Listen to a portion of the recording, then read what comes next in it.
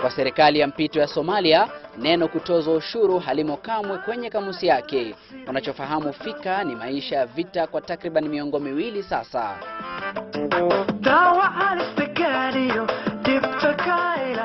Sukari guna moja sasa imekuwa 10,000.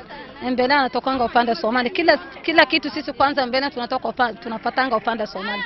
Aidha, Wakenya wanaoishi Mandera hutegemea taifa geni kwa bidhaa wanazotumia kufuatia kutotozwa ushuru kwa bidhaa hizo katika bandari za Somalia.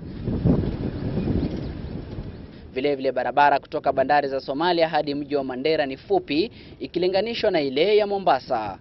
Chokochoko mchokwe pweza, binadamu hutamweza, kwani hujuma ya kuwafurusha wanamgambo wa Al-Shabaab nchini Somalia umepelekea barabara hii inayokaribiana sana na mpaka wa Somalia kuogopewa na wasafiri wengi wanayoitumia.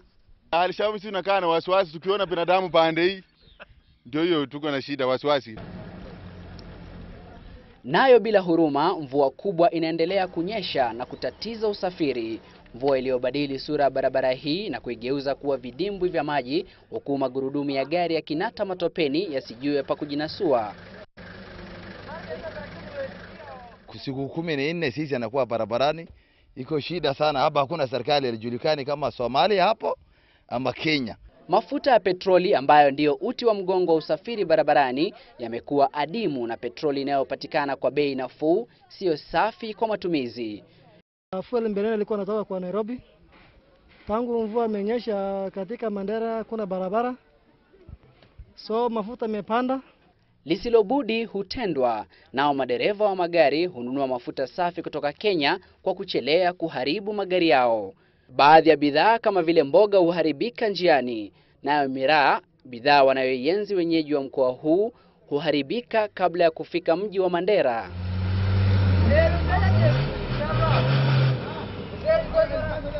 Ni haba kuna mahali ya kupita. Na sisi nakaa haba, na haba ni Simba iko haba, na nalalia haba sisi kwa karibu yetu. Sasa hakuna sahi sukari, hakuna majani, hakuna omo, hakuna mafuta ya kupika chakula. Sasa mimi karibu kufunga hata hoteli.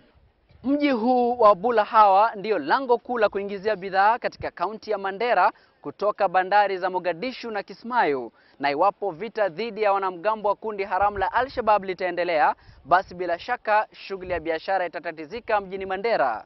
Mohamed Mahmud, Citizen Nipashe, Bula Hawa, Somalia.